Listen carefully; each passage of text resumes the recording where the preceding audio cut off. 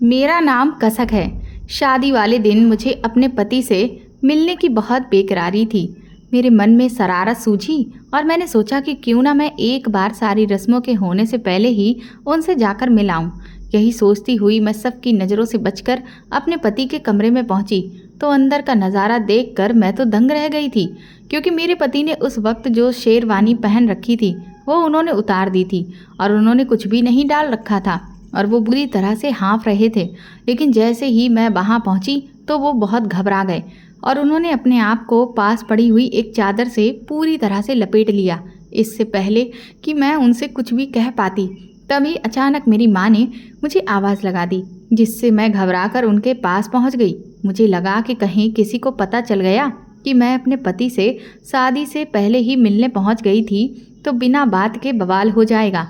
लेकिन अब मुझे समझ नहीं आ रहा था कि भला मेरे पति ऐसी हालत में उस कमरे में क्या कर रहे थे। मैंने देखा था कि वहाँ कमरे की खिड़की भी खुली हुई थी, तो क्या वो वहाँ पर किसी के साथ में थे? इधर मेरी शादी की रस्में हो रही थीं, जिनमें मेरा बिल्कुल भी मन नहीं लग रहा था। मेरा दिमाग सोच विचार में लगातार गुम था। फिर मैं विदा होकर अपनी ससुराल आ गई। मैंने सोचा कि मौका पाते ही मैं अपने पति से इस बारे में बात करूंगी, लेकिन मुझे क्या पता था कि अभी तो और भी अजीब चीज़ें होना बाकी थीं। पहली रात मेरे पति ने मुझे ससुराल के किचन की फ्रिज में रखा हुआ बर्फ़ मंगवाया। मैं अपने पति की इस हरकत को देखकर बहुत ज़्यादा हैरान हो गई थी कि वो आखिर ये सब क्या कर रहे हैं। उन्होंने मेरे सामने शर्त रख दी थी कि जब तक ये सारी बर्फ़ पिघल नहीं जाती तुम कमरे में नहीं आ सकती हो। मेरे पति ने मुझे कमरे से बाहर निकाल दिया और बर्फ़ पिघलने के बाद मैं जब तक कमरे में गई तब तक तो रात बीत चुकी थी। लेकिन अपने पति की हालत देख मैं हैरान थी, क्योंकि वो बहुत ज़्यादा थके हुए से लग रहे थे, जैसे कि उन्होंने बहुत मेहनत का काम किया है। अब तो वो हर रोज़ रात को मुझे अपने कमरे से बाहर निकाल देते। मैं कुछ दिन तो ये सब कुछ बर्दाश्त करती रही, लेकिन अब मुझे किसी भी तरह से अपने पति की सच्चाई का पता लगाना था। इसलिए मैंने उनके कमरे में पहले से ही कैमरा लगा दिया और जब मैंने उस कैमरे की रिकॉर्डिंग चेक की तो मेरे पैरों तले से ज़मीन निकल गई थी, क्योंकि मेरे पति तो मुझसे छुपकर। मैं एक मिडिल क्लास फैमिली से बिलोंग करती थी। मैं बहुत खूबसूरत थी। मेरी शादी अमर नाम के लड़के से हुई थी। अमर अपने ही फैमिली बिजनेस में जॉब करते थे। मेरे पेरेंट्स को ये रिश्ता बहुत पसंद आया था और अमर की पूरी फैमिली को भी मैं बहुत पसंद थी। इसीलिए मेरे मम्मी पापा ने मेरा रिश्ता अमर के साथ तय कर दिया और फिर कुछ दिनों बाद ही मेरी शादी हो गई। शादी वाले दिन मैं बहुत ज़्यादा खुश थी। मैंने सोचा कि क्यों ना मैं चुपके से जाकर अपने पति से मिलकर आऊं और उन्हें दिखाकर आऊं कि मैं कितनी खूबसूरत लग रही हूं। यही सोचकर जब मैं उनके कमरे में गई तो वहां मैंने उन्हें जिस हाल में देखा उसे देखकर मेरे पैरों तले से ज़मीन निकल गई थी। लेकिन मैं उस दिन उनसे कोई भी सवाल ना कर सकी और फिर विदा होकर अपने ससुराल आ गई। खैर, मैंने जैसे तैसे खुद को समझा लिया कि मैं जैसा सोच रही हूँ वैसा कुछ भी नहीं है और मुझे अपनी शादी की शुरुआत के बारे में सोचना चाहिए। शादी की पहली रात मैं अपने पति से मिलने के लिए बहुत ज़्यादा एक्साइटेड हो रही थी। पहली रात को जब मेरे पति कमरे में आए तो उन्होंने मेरा घूंघट उठाया और मेरे सामने एक सोने की चेन रख दी और कहने लगे कि ये चेन तुम्हारी खूबसूरती के आगे कुछ भी नहीं है कसक। मैंने अपने पति का ये गिफ्ट खुशी खुशी एक्सेप्ट कर लिया। मैंने उनसे कहा कि इसकी क्या ज़रूरत थी, तो वो कहने लगे कि अब मैं देखना चाहता हूँ कि तुम मुझसे कितना प्यार करती हो। मैंने अपनी झुकी हुई पलकें उठाकर फौरन ही अपने पति की तरफ देखा। मेरे पति कहने लगे कि तुम मुझे कोई गिफ्ट नहीं देना चाहती। तो मैंने उनसे कहा कि बताइए आपको क्या चाहिए, जैसा आप कहेंगे मैं वैसा ही गिफ्ट आपको लाकर दे दूंगी। मेरे पति ने कहा कि क्या सच में तुम वही करोगी जैसा मैं कहूँगा। उनकी इस तरह की बातें सुनकर मुझे फिर से उन पर शक जैसा होने लगा, लेकिन फिर मैंने खुद को समझाया कि मैं बिना वजह क्यों ये सब सोच रही हूँ। लेकिन मुझे समझ नहीं आ रहा था कि मेरे पति मुझसे इस तरह के सवाल क्यों पूछ रहे हैं। मैंने फिर कहा कि हाँ, जैसा आप कहोगे मैं वैसा ही करूँगी। मुझे अपने पति की हरकतें अब अजीब सी लग रही थीं। मैं तो बहुत अच्छे मूड में थी और अपनी शादी की पहली रात को किसी भी तरह से मैं ख़राब नहीं करना चाहती थी। इसलिए मैं उनकी हाँ में हाँ मिला रही थी। जब मेरे पति कमरे में आए थे तो वो शेर व शायरी कर रहे थे, लेकिन अचानक ही कुछ देर के बाद वो इस तरह के सवाल करके मुझे कंफ्यूज करने लगे। वो बार बार मेरी खूबसूरती की तारीफ किए जा रहे थे और फिर इस बात को दोहरा रहे थे कि मैं तो तुम्हारे लिए कुछ भी कर सकता हूँ, लेकिन बार बार ये भी पूछ रहे थे कि क्या तुम मेरे लिए वो कर सकती हो जो भी मैं तुमसे कहूँ। वो मुझसे ऐसे सवाल क्यों पूछ रहे थे, मेरी कुछ समझ में नहीं आ रहा था। फिर मैंने अपने पति से कहा कि आप मुझे बताइए तो सही कि आखिर मुझे करना क्या है। मेरी इस बात पर अमर हंसने लगे और बोले कि हमारे घर में 3-3 फ्रिज हैं। मुझे घर में जितने भी फ्रिज हैं सभी के फ्रीजर से निकाल कर सारी की सारी बर्फ़ लाकर दे दो। अपने पति के मुंह से ऐसी बात सुनकर मैं हंसने लगी और बोली कि बस आपको बर्फ़ चाहिए? मुझे तो लगा था कि आप मुझसे कोई ऐसी चीज़ मांगने वाले हो जो शायद मैं आपको दे ही नहीं सकती। बस इतना सा काम है।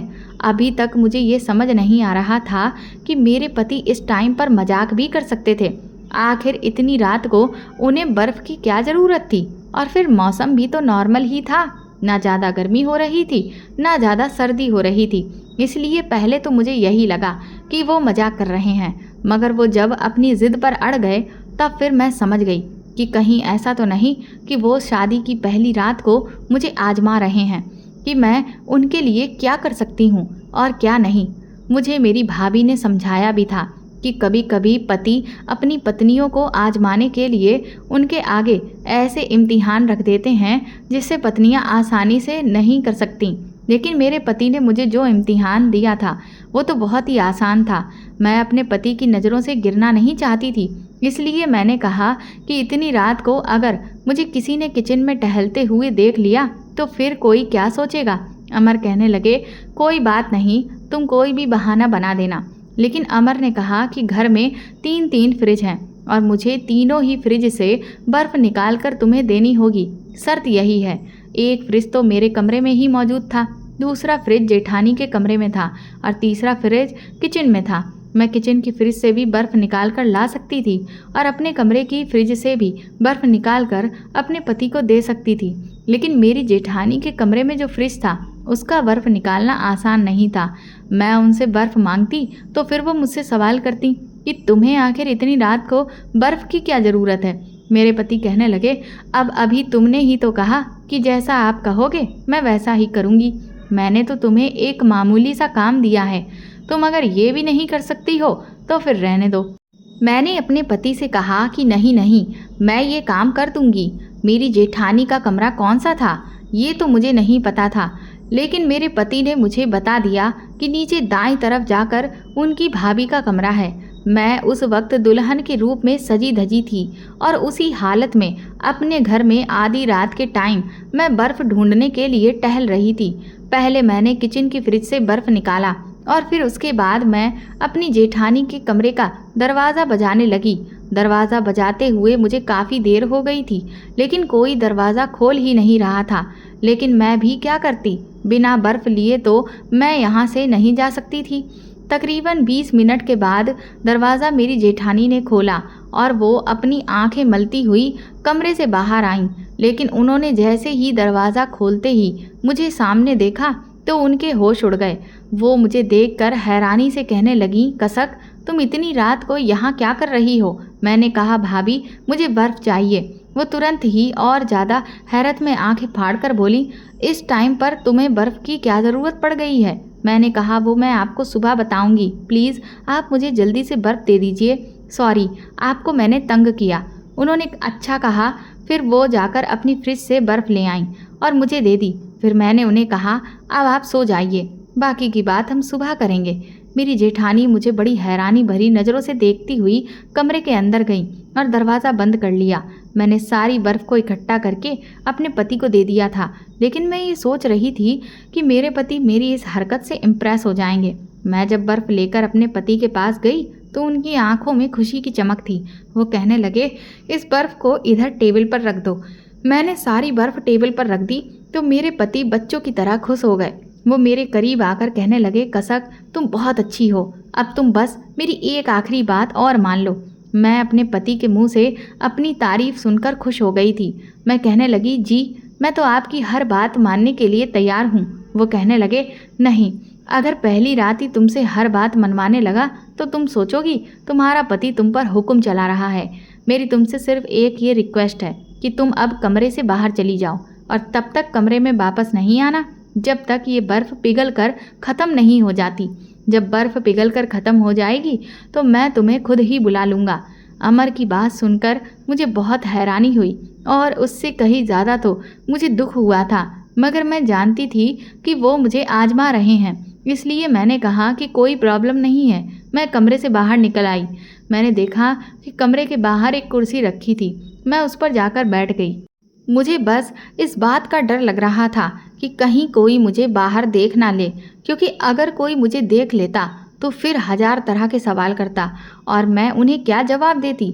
मैंने अपने पेरेंट्स के मुंह से अपने पति की बहुत तारीफ़ सुनी थी, क्योंकि मेरे माँ बाप को अमर बहुत पसंद आए थे। लेकिन आज जो कुछ भी अमर कर रहे थे वो मुझे हैरत में डाल रहा था। मेरे ससुराल में मेरे जेठ जेठानी, सास ससुर मौजूद थे और साथ ही एक नंद और देवर भी था। मेरी ससुराल बहुत अच्छी थी। बाकी तो मुझे इन लोगों के साथ रहकर ये पता चलने वाला था कि कौन कैसा है। मैं कुर्सी पर बैठे बैठे थक गई थी और ये हिसाब लगाने की कोशिश कर रही थी कि इतनी सारी बर्फ़ एसी वाले कमरे में कब तक पिघलेगी। मैं सारे दिन की थकी हुई थी, मुझे भी आराम की ज़रूरत थी, मगर मैं अमर की बात मानकर बाहर बैठी थी, जिस वजह से मेरे पूरे शरीर में दर्द हो रहा था। अब काफ़ी देर हो गई थी और मुझे गुस्सा भी आने लगा था। जब मैंने घड़ी की तरफ देखा तो 4 बज गए थे। कभी मैं इधर उधर टहल रही थी तो कभी चेयर पर बैठकर अपना टाइम पास कर रही थी। मुझे नींद भी आ रही थी, लेकिन इस कंडीशन में तो मैं ठीक से सो भी नहीं सकती थी। फिर धीरे धीरे 5 बज गए जब मेरा पति कमरे से बाहर निकला और बोला, कसक अब तुम कमरे में आ सकती हो। सारी बर्फ़ पिघल गई। तब तक तो मेरी कमर बुरी तरह से अकड़ गई थी और दर्द करने लगी थी। मैं तुरंत ही जल्दी से उठी और कमरे में चली गई। मैंने अमर की तरफ ठीक से देखा भी नहीं और बाथरूम में जाकर सबसे पहले दुल्हन वाले कपड़ों को उतार दिया और दूसरे कपड़े पहनकर आ गई। सामने अमर खड़े थे, वो भी अपने कपड़े बदल चुके थे। मुझे कमरे में कहीं भी बर्फ़ दिखाई नहीं दे रही थी। न जाने मेरे पति ने बर्फ़ के साथ क्या किया। मैं अपने पति से कुछ कहे बिना ही बेड पर बैठने लगी तो उन्होंने मेरा हाथ पकड़कर मुझे रोक लिया और मेरे करीब आकर खड़े हो गए। बोले, कसक तुमने मेरी बात मानकर मुझे अपना गुलाम बना लिया है। मुझे पूरा यकीन हो गया है कि तुम मेरे लिए बिल्कुल परफेक्ट हो। तुम बहुत अच्छी पत्नी साबित हुई हो। मैं भगवान से दुआ करूँगा कि तुम हमेशा ऐसी ही रहो। मैं अपनी तारीफ़ सुनकर खुश हो गई थी। मैंने कहा, अमर अब आप भी आराम कर लो, क्योंकि मैं भी बाहर बैठे बैठे बहुत थक गई हूँ और आप भी मुझे काफ़ी थके हुए लग रहे हो। मुझे बहुत तेज़ नींद आ रही है। अब दिन निकलने में ज़्यादा टाइम नहीं है, इसलिए मैं सोने जा रही हूँ। उन्होंने भी सिर हिला दिया और फिर मैं सोने के लिए लेट गई। सुबह मेरे उठने से पहले ही अमर उठ चुके थे। मैंने इधर उधर देखा तो वो कमरे में मौजूद नहीं थे। मैं समझ गई कि वो कमरे से बाहर निकल गए होंगे। मैं उठी और फ्रेश होकर बाहर आ गई। जब मैं नीचे उतरकर अपनी सास की तरफ गई तो मैंने नोटिस किया कि मेरी जेठानी मुझे घूर घूर कर देख रही थी। शायद उन्हें रात वाली बात याद आ गई होगी कि इतनी रात को मैं उनके कमरे में बर्फ़ लेने क्यों गई थी। उसके बाद मेरी सास ने मुझे कहा कि तुम्हें मीठे में कुछ बनाना है। मैं किचन में खीर बनाने के लिए चली गई। जैसे ही मैं बाहर आई तो ये देखकर हैरान रह गई कि मेरे पति बहुत ज़्यादा स्मार्ट लग रहे थे। मुझे याद आ रहा था कि मेरी मम्मी ठीक कह रही थी कि मैंने अपना दामाद तुम्हारे लिए बिल्कुल हीरो जैसा चुना है। हम सब लोग नाश्ते की टेबल पर बैठकर नाश्ता कर रहे थे। तभी मेरा देवर मेरे पति का मजाक बनाने लगा। उसने अमर से कहा, भैया आप कितनी ढीली ढाली शर्ट पहने हो। मैंने भी फिर नोटिस किया कि अपने छोटे भाई के मजाक पर मेरे पति काफ़ी शर्मिंदा हो रहे थे, जबकि मेरी सास ने अपने बेटे को चुप करवा दिया और बोली कि खामोशी से नाश्ता करो, ऐसे किसी का मजाक नहीं बनाना चाहिए। जिस पर मेरा देवर खामोश हो गया। फिर थोड़ी देर के बाद मेरी नंद भी नाश्ते के टेबल पर आकर बैठ गई तो उसने भी अमर का खूब मजाक बनाया और बोली, भैया आपने ये इतनी ढीली शर्ट क्यों पहनी हुई है? क्या आपके पास कपड़े नहीं हैं? ये बात तो मैं भी नोटिस कर रही थी कि मेरे पति ने आज बहुत ज़्यादा ढीली टी शर्ट पहनी हुई थी, जबकि मौसम तो बिल्कुल ठीक ठाक था। फिर उन्हें इतनी ढीली टी शर्ट पहनने की ज़रूरत क्या थी? मेरी नंद और देवर मेरे पति का खूब मजाक बना रहे थे। मुझे भी अपने पति की इस हरकत पर गुस्सा आ रहा था कि उन्हें तो ये भी खूब दिख रहा है कि जो शर्ट उन्होंने पहनी है वो उन्हें कितनी बड़ी आ रही है और कितनी ढीली हो रही है, इसलिए उन्हें ये पहननी ही नहीं चाहिए थी। मैं अपने पति के पास गई तो वो मुझे देखकर खुश हो गए और कहने लगे, कसक चलो हम दोनों बाहर कहीं लॉन्ग ड्राइव पर चलते हैं। मैंने उनसे कहा कि आपने ये किस तरह की शर्ट पहनी हुई है? आप अगर इन कपड़ों में बाहर जाओगे तो बाहर के लोग भी आपका मजाक बनाएंगे। मैंने उनसे कहा कि अगर आप मुझे बाहर ले जाना चाहते हो तो आपको अपने कपड़े चेंज करने होंगे। अमर मेरी बात सुनकर परेशान हो गए, लेकिन मैं नहीं चाहती थी कि घर वालों के साथ साथ बाहर वाले भी मेरे पति का मजाक बनाएं। वो कहने लगे कि ये भी तो कितनी अच्छी शर्ट है, तुम ऐसा क्यों कह रही हो मेरे कपड़ों के बारे में? मैंने अपने पति से कहा, प्लीज़ अमर, ये कपड़े मेरे कहने से चेंज कर लो और मेरी पसंद के कपड़े पहन लो। मैंने खुशी खुशी अलमारी खोली और उन्हें अपनी पसंद की ब्लैक कलर की शर्ट निकाल कर दी और कहा कि आप ये पहन लो, ये आप पर बहुत अच्छी लगेगी।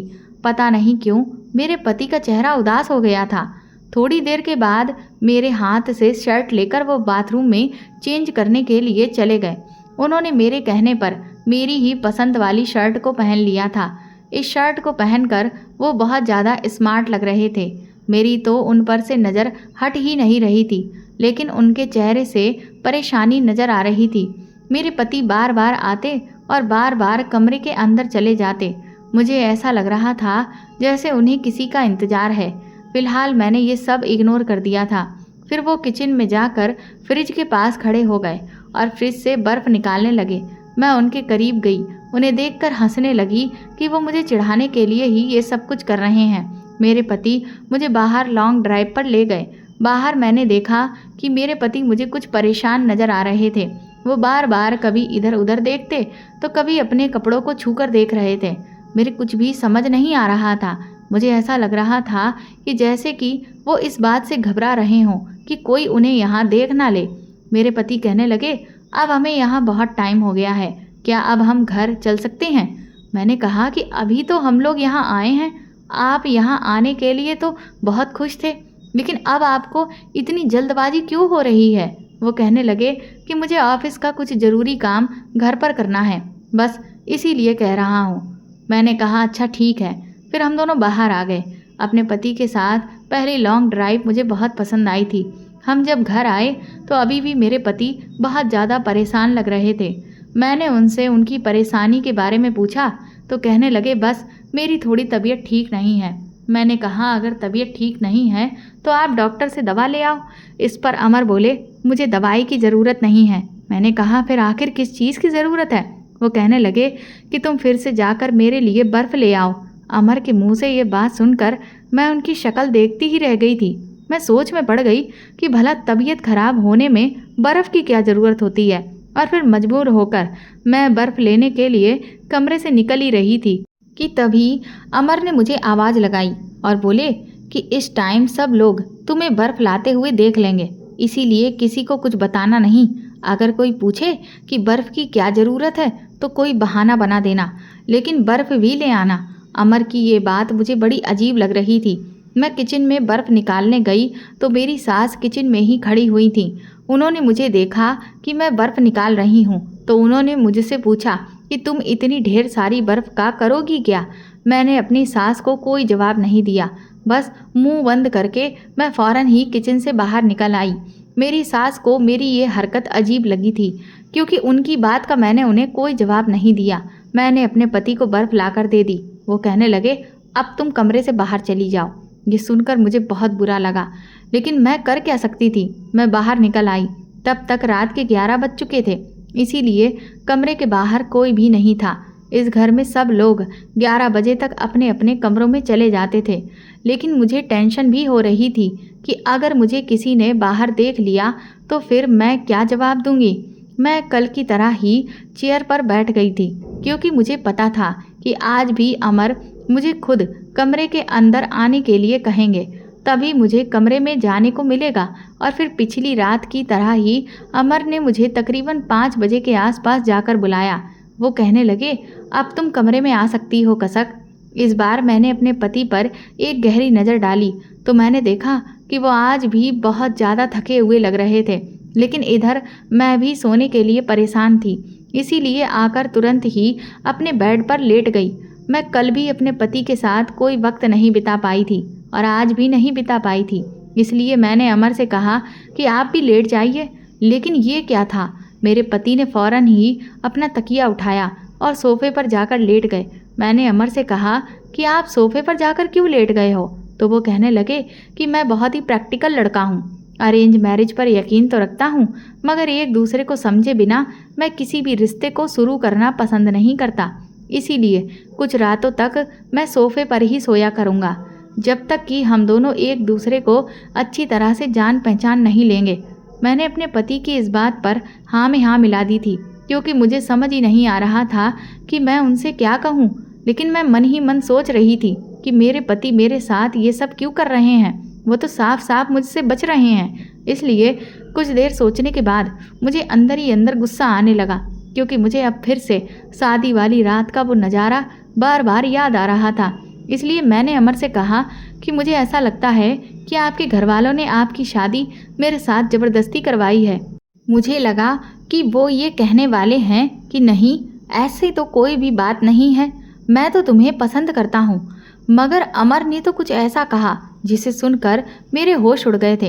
वो कहने लगे कि हाँ कसक, तुम ठीक कह रही हो, मैं अभी शादी करना ही नहीं चाहता था। मेरे पति के मुंह से ये बात सुनकर मेरा तो दिल ही टूट कर रह गया था।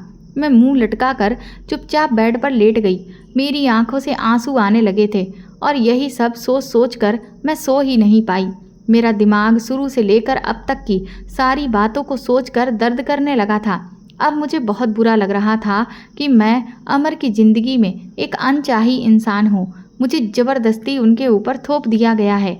अगले दिन मैंने देखा कि घर के सारे लोग अपने अपने कामों में बिजी थे। इस घर में हर कोई अपने आप से मतलब रखता था। मेरे पति भी अब ऑफिस जाने लगे थे, क्योंकि उन्होंने जो शादी के लिए छुट्टियां ली थीं वो भी अब पूरी हो गई थीं, इसलिए उन्होंने ऑफिस ज्वाइन कर लिया था। मैं भी अब घर के कामों में हाथ बटाने लगी थी, लेकिन मेरा अब किसी भी काम में मन ही नहीं लग रहा था।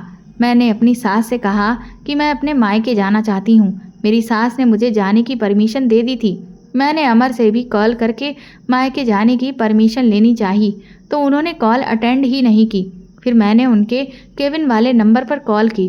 वहाँ पर कॉल मेरे पति की सेक्रेटरी ने उठाई। मैंने उनसे अपने पति से बात कराने के लिए कहा, तो उन्होंने बताया कि आज तो सर ऑफिस आए ही नहीं। ये सुनकर मैं हैरान रह गई, क्योंकि मेरे पति सुबह ऑफिस जाने के लिए तो घर से निकले थे। मैंने अपने पति का नंबर बार बार ट्राई किया, लेकिन उनका फ़ोन लग नहीं रहा था। मैं उनके लिए बहुत ज़्यादा परेशान हो गई। मैंने तुरंत ही जाकर अपनी सास को ये बात बताई, तो वो भी परेशान हो गई। उन्होंने मेरे ससुर को कॉल की, तो उन्होंने ये बताया कि अमर आज ऑफिस गए ही नहीं। हम सब लोग इस खबर से बहुत परेशान हो गए थे। मेरा दिल बहुत घबरा रहा था और बार बार यही ख्याल आ रहा था कि मेरे पति मुझे छोड़कर तो नहीं चले गए। मैंने अपने पति के सारे फ्रेंड्स को कॉल कर ली थी, मगर उनको भी मेरे पति के बारे में कुछ नहीं पता था। मैं उन्हें कहाँ ढूंढती। मैं चुपचाप अपनी सास के पास ही बैठ गई थी। मेरी सास भी बार बार मेरे पति के नंबर को ट्राई कर रही थी। फिर मैं अपने कमरे में चली गई और इधर उधर टहलने की कोशिश करने लगी, लेकिन बार बार मेरा ध्यान अपने पति की तरफ ही जा रहा था। तभी अचानक मुझे किसी के पैरों की आहट सुनाई दी। मैंने जैसे ही पीछे पलटकर देखा तो पीछे मेरे पति खड़े हुए थे। मेरे पति बहुत ज़्यादा परेशान नज़र आ रहे थे। उनके चेहरे पर अजीब तरह का डर साफ नज़र आ रहा था। मैं जल्दी से अमर के गले लग गई और खूब रोने लगी। मैंने उनसे कहा, आप कहाँ चले गए थे अमर? अमर ने अपने चेहरे पर मुस्कुराहट लाई और कहने लगे, तुम इतनी परेशान क्यों हो गई हो? मैं ऑफिस ही तो गया था। मेरे पति के बारे में जब मेरी सास को पता चला कि वो आ गए हैं, तो वो भी हमारे कमरे में आ गई थी। उन्होंने अमर से वही सवाल किया जो कि मैं उनसे कर चुकी थी। उन्होंने कहा, बेटा तुम कहाँ चले गए? तुम्हें पता है बहू कितनी परेशान हो रही थी और तुम ऑफिस भी नहीं गए। मेरे पति ने तुरंत अपना मोबाइल उठाया और अपने पापा को कॉल लगाई और कॉल को स्पीकर पर कर दिया। कॉल मेरे ससुर ने रिसीव की थी। मेरे पति ने कहा, पापा जी बताइए, आज मैं ऑफिस आया था या नहीं? मेरे ससुर कहने लगे, हाँ ऑफिस तो आया था, लेकिन थोड़ी देर के लिए कहीं चला गया था। मेरे पति ने कहा कि मैं ऑफिस गया था, लेकिन थोड़ी देर में ऑफिस से बाहर कुछ खाने के लिए चला गया था और मेरे मोबाइल के नेटवर्क भी नहीं आ रहे थे। मेरी सास और मुझे ये सब सुनकर तसल्ली हो गई थी, लेकिन मुझे हैरानी भी थी कि मेरे ससुर ने 1 घंटे पहले तो मेरी सास को ये बताया था कि आज अमर ऑफिस आया ही नहीं है, और मुझे सेक्रेटरी ने भी यही बताया था। तो फिर अब वो ऐसा क्यों कह रहे थे? फिलहाल अब मेरे पति घर आ गए थे और मैं उन्हें देखकर काफ़ी खुश हो रही थी। मैंने इस टाइम इन सारी बातों को भुला देना ही ठीक समझा था। मैंने अपने पति से कहा कि आप ऑफिस जाया करो तो मुझे बार बार कॉल करते रहा करो ताकि मुझे आपकी खबर मिल जाए। वो सिर हिलाकर आगे बढ़ गए। मेरी सास भी मुस्कुराकर कमरे से बाहर निकल गई थी। मेरे पति के हाथ में एक छोटी सी थैली थी। ना जाने उसमें ऐसा क्या था। अमर ने उस थैली को अपनी अलमारी में रख दिया और फिर उसे लॉक भी कर दिया। मैं अपने पति की हरकतों से अब बड़ी परेशान और हैरान हो रही थी। मैं अपने पति के लिए चाय बनाने के लिए किचन में चली गई। किचन में मेरी जेठानी और सास भी मौजूद थीं। मैंने अपनी सास से कहा कि माँ जी, मुझे ऐसा लगता है कि अमर हमसे झूठ बोल रहे हैं और इन दिनों मुझे उनकी हरकतें भी कुछ अजीब लगने लगी हैं। क्या उनका किसी के साथ चक्कर चल रहा है? मेरी सास मेरी इस बात को सुनकर घबरा गई और कहने लगी, अरे नहीं बहू, ऐसी कोई बात नहीं है। वो तो तुम्हें ही पसंद करता है। मेरा बेटा बहुत शरीफ है। मैं अपनी सास की बात सुनकर खामोश हो गई। लेकिन मैंने अपनी सास से ये तो नहीं कह सकती थी कि आपका बेटा हर रात मुझे कमरे से बाहर निकाल देता है और अलग सोफे पर भी सोता है। मैं ऐसी बिल्कुल नहीं थी कि अपने पति की शिकायत उनकी माँ से करूं। मैंने अपनी सास की बात सुनकर हाँ में सिर हिला दिया। फिर चाय बनाने के बाद मैं कमरे में लेकर आ गई थी। मैं अभी दरवाजे तक ही पहुंची थी कि तभी मुझे मेरे पति के बोलने की आवाज़ सुनाई दी। वो किसी से कह रहे थे कि तुम्हें भगवान का वास्ता है, मेरी पत्नी को इस बारे में कुछ भी मत बताना। ये बात सिर्फ हम दोनों के बीच में ही रहनी चाहिए। मैं तुमसे कल फिर से मिलने के लिए आऊँगा, फिर हम दोनों मिलकर बातचीत करेंगे। अमर की ये बात सुनकर मेरे तो होश उड़ गए थे। आखिर उनका ऐसा कौन सा सीक्रेट था जो वो मुझसे छुपाना चाह रहे थे? और फिर अमर किससे कॉल पर बात कर रहे थे और वो उससे मिलने के लिए क्यों जा रहे थे? इस सब से तो अब मुझे यही लग रहा था कि मेरे पति की ज़िंदगी में सच में कोई और है। तभी तो वो मेरे साथ इस तरह से रिएक्ट कर रहे थे। मेरे दिमाग में अब तरह तरह के सवाल आ रहे थे। मैं कमरे का दरवाज़ा खोलकर जैसे ही अंदर गई तो अमर अचानक ही मोबाइल बंद करके घबराकर खड़े हो गए। मैंने देखा कि उनके चेहरे पर पसीना था और वो डरे हुए लग रहे थे, लेकिन बाहर से वो मुस्कुराने की कोशिश कर रहे थे। मैंने अमर को चाय दी तो उन्होंने चाय पीने से साफ इनकार कर दिया। कहने लगे, मेरा चाय पीने का मूड नहीं है। मैंने इसीलिए चाय को साइड पर रख दिया और खुद अमर के करीब बैठ गई। उनसे कहा, अमर, आपको नहीं लगता कि हमारी शादी को 1 हफ्ते से ज़्यादा गुजर गया है और अब हमें हनीमून पर जाना चाहिए? तो मेरे पति जल्दी से कहने लगे कि नहीं नहीं, बिल्कुल भी नहीं, पहले हमें एक दूसरे को समझ लेना चाहिए। मैंने कहा, अमर, अब हम आखिर कब तक एक दूसरे को समझेंगे? सुबह से लेकर शाम के टाइम तक तो आप ऑफिस में रहते हो और उस टाइम पर मैं नीचे सब लोगों के साथ होती हूँ। फिर रात के टाइम पर जब हम अपने कमरे में आते हैं तो सारी रात के लिए तो आप मुझे कमरे से बाहर निकाल देते हो। मुझे तो लगने लगा है कि मैंने आपसे शादी नहीं की है, बल्कि कोई जुर्म कर दिया है जिसकी मुझे सज़ा मिल रही है। मेरे पति खामोश हो गए थे और अपना सर झुकाकर कमरे से बाहर चले गए। मैंने अमर की जो बातें सुनी थीं वो मुझे अंदर ही अंदर परेशान कर रही थीं। रात के 2 बज गए थे लेकिन अमर घर नहीं आए। मैं उनका इंतज़ार करते हुए बेड पर लेटकर सो गई, लेकिन सुबह 6 बजे जब मेरी आँख खुली तो मैं हैरान रह गई। अमर सोफे पर लेटे हुए बुरी तरह से रो रहे थे। मैं तभी उठी और अमर के करीब गई। उनसे कहा, आपको क्या हो गया है? वो मुझे जागता हुआ देखकर घबराकर कहने लगे, प्लीज़ मुझे बर्फ़ ला दो। मैंने अपने पति से कहा, लेकिन इस टाइम आपको बर्फ़ का क्या काम है? अमर बोले, बस मुझे कुछ नहीं बताना, मुझसे कोई सवाल मत पूछो, मुझे सिर्फ बर्फ़ ला दो। मैं उठी और अपनी फ्रिज के फ्रीज़र से बर्फ़ निकालने लगी तो ये देखकर हैरान रह गई कि फ्रीज़र में बर्फ़ थी ही नहीं, जबकि मैंने तो आज सुबह ही बर्फ़ के डिब्बे को भर कर रखा था। शायद वो मेरे पति ने ही निकाल ली होगी। फिर मैं नीचे किचन में गई और वहाँ से बर्फ़ लाकर अपने पति को दे दी।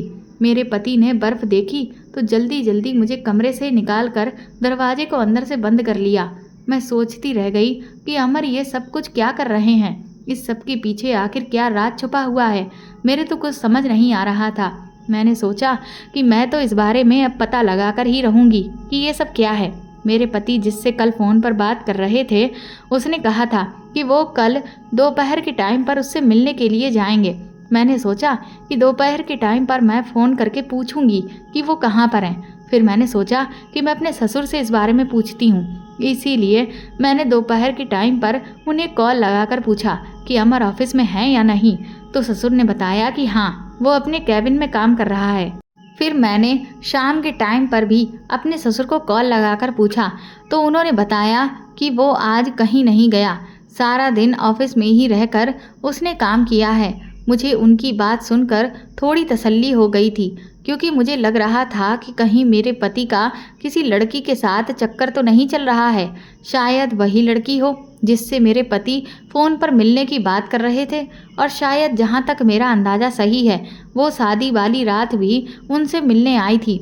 मेरे पति शाम के टाइम पर ऑफिस आ गए थे।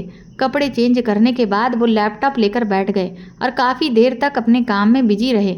मुझे लगा कि वो ऑफिस का कोई इम्पोर्टेंट काम कर रहे होंगे, लेकिन इसी तरह वो लगभग 3 घंटे तक काम करते रहे और उन्होंने मुझसे कोई बात नहीं की। फिर 8 बजे के टाइम पर नौकरानी हम दोनों को खाना खाने के लिए बुलाने आ गई। मेरे पति ने कहा कि आओ नीचे चलकर खाना खाते हैं। अमर की बात पर मैं उनके साथ खाना खाने चली गई। वो बार बार मुझे अपने हाथ से खाना सर्व कर रहे थे। मेरा खाना खाने का बिल्कुल मन नहीं कर रहा था। मैं इसी तरह से बैठी हुई थी, लेकिन अमर ने जल्दी जल्दी खाना फिनिश किया और वो वापस अपने कमरे में चले गए। मेरी सास ने जब ये देखा कि मैं कुछ परेशान हूँ तो उन्होंने कहा, बहू, परेशान होने की ज़रूरत नहीं है, अमर थक गया होगा, इसीलिए आराम करने के लिए जल्दी ही कमरे में चला गया है। मैं भी खाना खाने के बाद जैसे ही कमरे में गई तो देखकर हैरान रह गई। कमरे का दरवाज़ा तो अंदर से पहले से ही लॉक था। मुझे ये देखकर बहुत ज़ोर से गुस्सा आ गया। मैंने ज़ोर ज़ोर से दरवाज़ा बजाना शुरू कर दिया, मगर अमर ने 15 मिनट के बाद दरवाज़ा खोला। मैंने गुस्से से अमर से कहा कि ये सब क्या है? मैं जब कमरे में होती हूँ तो तुम कमरे से बाहर होते हो, जब तुम कमरे से बाहर होते हो तो मैं कमरे के अंदर होती हूँ, और तुम मुझे इग्नोर भी बहुत करते हो। ये सब कुछ क्या चल रहा है? तुम मुझे सच क्यों नहीं बता देते?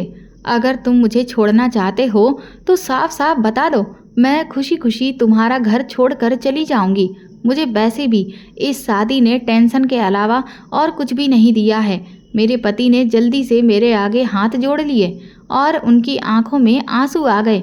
वो खूब रोने लगे, कहने लगे, मुझ पर इतना बड़ा अत्याचार मत करो, प्लीज़ कसक, मुझे छोड़कर कभी मत जाना। मैं तुम्हारे बिना नहीं रह सकता, मैं तुम्हें बहुत पसंद करता हूँ। मैं अपने पति को देखकर हैरान रह गई थी। मैंने अपने पति से कहा कि फिर तुम मेरे साथ ऐसी हरकत क्यों करते हो? मुझे तो लगता है कि तुम मेरे साथ रहना ही नहीं चाहते हो, तुम बस मेरे साथ प्यार मोहब्बत का दिखावा कर रहे हो। अगर तुम ये सब करते रहोगे तो मैं तुम्हारे साथ नहीं रह सकती। इतना कहकर मैं कमरे से बाहर आ गई और गैलरी में खड़े होकर खूब रोने लगी थी। फिर अचानक मेरे दिमाग में एक आइडिया आया। मैंने सोचा कि आखिर ऐसे कब तक चलता रहेगा। आज तो मैं हर हाल में अपने पति की सच्चाई के बारे में पता लगाकर ही रहूँगी। मैंने खुद को जल्दी से नॉर्मल किया और फ़ौरन ही अपने पति के पास वापस कमरे में चली गई। अमर अभी तक सर पकड़कर बेड पर बैठे हुए थे और परेशान नज़र आ रहे थे। मैंने उनसे कहा, अमर, आई एम सॉरी, मैं थोड़ी कंफ्यूज हो गई थी, मुझे माफ़ कर दो। तुम्हें परेशान होने की ज़रूरत नहीं है, मैं तुम्हें कहीं छोड़कर नहीं जा रही हूँ। मेरी बात सुनकर अमर एकदम से खुश हो गए। वो मेरी तरफ हैरानी से देखकर कहने लगे, सच में तुम मुझसे नाराज़ नहीं होना? मैंने इनकार करते हुए सिर हिला दिया। फिर मैं कहने लगी, अमर, आज हम कहीं बाहर घूमने के लिए चलते हैं। अमर फिर से परेशान हो गए तो मैंने कहा कि अच्छा चलो ठीक है, आज नहीं चलते हैं, फिर किसी और दिन चलेंगे। इस बात पर अमर फिर खुश हो गए। फिर रात के टाइम पर मेरे पति किसी काम के लिए कमरे से बाहर निकल गए। मैंने जल्दी से अपने पर्स से कैमरा निकाला और उसे अपने कमरे में ऐसी जगह पर लगा दिया जहाँ से अमर को दिखाई ना दे, और उसे अपने फ़ोन से कनेक्ट कर लिया। ये कैमरा मेरे देवर के पास था और मैंने उससे बहाने से इसे मांग लिया था और उसे कहा था कि अपना काम करने के बाद मैं तुम्हें इसे वापस लाकर दे दूंगी। मेरा पति जब कमरे में आया तो इधर उधर टहल रहा था। मेरा काम तो हो चुका था। मुझे लगा कि जैसे वो मुझे कुछ कहना चाहता हो, मगर डर की वजह से खामोश ही थे। मैं बोली, अमर क्या बात है, तुम क्यों परेशान हो, तुम्हें क्या कुछ चाहिए? अमर खामोश ही रहे। मैंने कहा, अच्छा मैं तुम्हें बर्फ़ ला दूं? ये सुनकर अमर की आंखों में एकदम से खुशी के आंसू आ गए। वो कहने लगे, मैं बहुत खुश नसीब इंसान हूँ जिसे तुम जैसी पत्नी मिली है। भगवान हम दोनों को कभी एक दूसरे से जुदा ना करे। मैं मुस्कुराने लगी और घर की तीनों फ्रिज से बर्फ़ निकाल कर मैंने अपने पति को लाकर दे दी, क्योंकि मेरे पति को बहुत सारी बर्फ़ की ज़रूरत होती थी। मेरा पति आज भी कहने लगा कि आज रात फिर से तुम्हें कमरे से बाहर निकलना पड़ेगा। मैं कहने लगी, ठीक है, जैसा तुम कहते हो मैं वैसा ही कर लेती हूँ। मैं मुस्कुराकर बाहर निकल आई थी और साथ ही साथ आज अपना मोबाइल भी ले आई थी। मैं यही सोच रही थी कि अब मुझे अपना मोबाइल ऑन करना चाहिए और देखना चाहिए कि मेरा पति ये सब कुछ क्या कर रहा है। आखिर मेरे पति के दिमाग में ये सब कुछ क्या छुपा हुआ था। मैंने अपने मोबाइल को ऑन किया, जिसे मैंने अंदर वाले कैमरे से कनेक्ट किया हुआ था। मैं चेयर पर बैठी हुई कमरे के बाहर से कमरे के अंदर का सब कुछ देख रही थी। जैसे ही मैंने मोबाइल पर गौर किया तो मेरे होश उड़ गए थे, क्योंकि मेरे पति ने अपने कपड़े उतारने शुरू कर दिए थे। मेरे पति के शरीर पर लाल लाल निशान हो रहे थे, जिन्हें देखकर मैं हैरान रह गई थी। मेरे पति बर्फ़ के टुकड़ों को उठाकर अपने शरीर के हिस्सों पर लगा रहे थे। हर तरफ मेरे पति बर्फ़ के टुकड़ों को अपने शरीर पर लगा रहे थे और एक टॉवल से पानी भी बार बार साफ कर रहे थे। मैं जल्दी से अपनी सास के कमरे में गई और मैंने उनसे कहा कि आपने मेरे साथ इतना बड़ा धोखा किया है। आपने अपने बीमार बेटे की शादी मेरे साथ करवा दी है। मेरी सास मेरी बात सुनकर परेशान होकर कहने लगी, तुम ये क्या कह रही हो? मैंने अपनी सास से कहा कि आप खुद अपनी आंखों से देख लो। मैंने अपनी सास के आगे मोबाइल कर दिया था। अब हम दोनों मोबाइल में अमर को ये सब कुछ करता हुआ देख रहे थे। मेरी सास ने कहा कि मेरे पास तुम्हारे कमरे की एक और चाबी है। सास ने वो चाबी उठाई और उन्होंने अमर के कमरे का दरवाज़ा खोल दिया। हम दोनों कमरे के अंदर दाखिल हो गए। अमर का ये रूप हमारे सामने आ गया था। वो हमें देखकर डर गए और कहने लगे, मम्मी कसक, आप दोनों अंदर कैसे आईं? मैंने अपने पति से कहा, मुझे तुम्हारे बारे में सब कुछ पता चल गया है। अब बताओ ये सब कुछ तुम्हारे साथ क्या हो रहा है और तुम ये क्या कर रहे हो बर्फ़ के साथ? मेरा पति रोने लगा और उसने बताया कि मेरे शरीर पर यह एलर्जी हो रही है। मेरे पति के पूरे ही शरीर पर अजीब तरह की एलर्जी हो रही थी और लाल लाल निशान पड़ गए थे। मेरे पति ने उस वक्त सिर्फ नीचे ही पहना हुआ था। फिर उन्होंने मुझे बताया कि ये एलर्जी बहुत ही खतरनाक है। मुझे इससे बहुत तकलीफ़ होती है और ऐसा लगता है कि जैसे मेरा शरीर जल रहा है। इसकी जलन बुझाने के लिए मुझे बर्फ़ की ज़रूरत पड़ती है। इसलिए तुम इस हालत में मुझे देखकर डर ना जाओ और कहीं मुझे छोड़ ना दो।